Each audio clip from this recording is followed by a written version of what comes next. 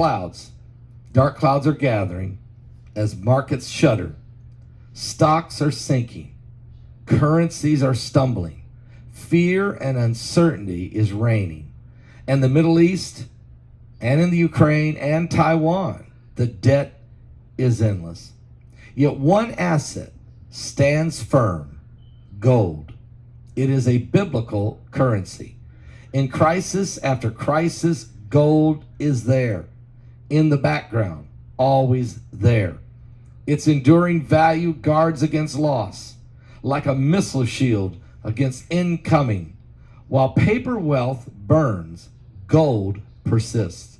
Shield your savings against the looming threats of war, recession, contagion, and avoid the frenzy panic of the unprepared. Take control in the chaos. Your fortune favors decisive action. Get a hold of gold now before it's out of reach. Go right now to noblegoldinvestment.com or just simply go to the link below, www.pastorpaulgold.com. That's www.pastorpaulgold.com, or call them at 877-646-5347. You'll be glad you did. Russia is in the process of expanding its military presence in eastern Libya, potentially establishing a naval base that would give it a significant foothold in Europe's southern vicinity.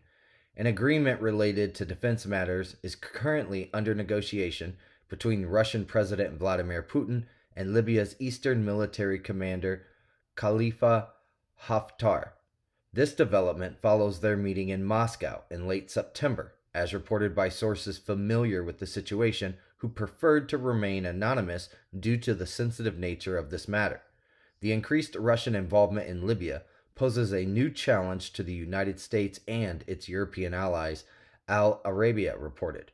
They are already engaged in a standoff with Russia over its invasion of Ukraine and its potential role in broader Middle East conflicts, particularly arising from the Israel-Hamas conflict.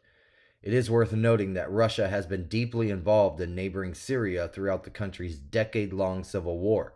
The threat is being taken, quote, very seriously by U.S. administration, said Jonathan Weiner, a former U.S. Special Envoy to Libya. Quote, keeping Russia out of the Mediterranean has been a key strategic objective. If Russia gets ports there, that gives it the ability to spy on all of the European Union.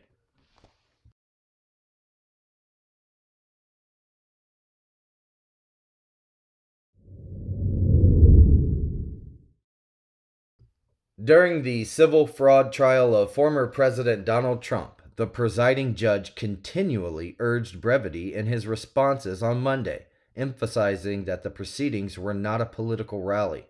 The former president, who is also a prominent Republican presidential candidate, was testifying in a lawsuit that alleges he significantly exaggerated his net worth. Quote, we don't have time to waste. We have 1 day to do this, an exasperated Judge Arthur Ingron said. At another point, turning to Trump's attorney, the judge said, quote, I beseech you to control him if you can. If you can't, I will, he said. The interactions highlighted Trump's reluctance to conform to the formal courtroom atmosphere, which adheres to rules of evidence and legal procedure, and clashed with his well-known unrestrained rhetorical style, the Associated Press reported.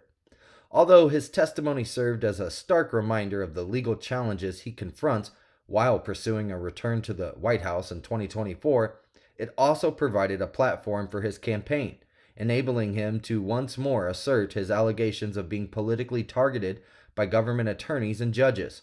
Quote, I think this is a political witch hunt, and she should be ashamed of herself, Trump said, referring to New York State Attorney General Letitia James, who is a Democrat and whose office brought the case. Quote, this is the opposite of fraud. The fraud is her, he said.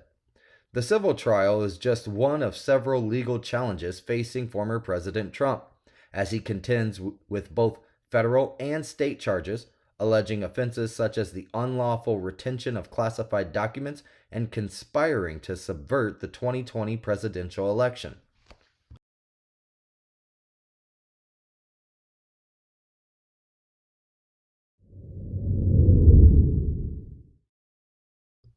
A mass shooting occurred at an unofficial homecoming event near Prairie View A&M University, resulting in injuries to several individuals, including children as young as 8 years old. The Waller County Sheriff's Office reported that on the evening of November 5th at approximately 10 p.m., law enforcement responded to gunfire reports at 35028 Cameron Road in Waller, which is situated about 4 miles from the university's campus. Quote, deputies arrived at the scene and discovered that 4 adult females, 2 adult males, and 1 juvenile male had been shot while attending a trail ride pasture party that was being held in conjunction with Prairie View A&M homecoming party. The sheriff's office wrote in a statement, quote, all victims sustained gunshot wounds to their lower extremities with no known life-threatening injuries, the authorities added. AOL.com reported.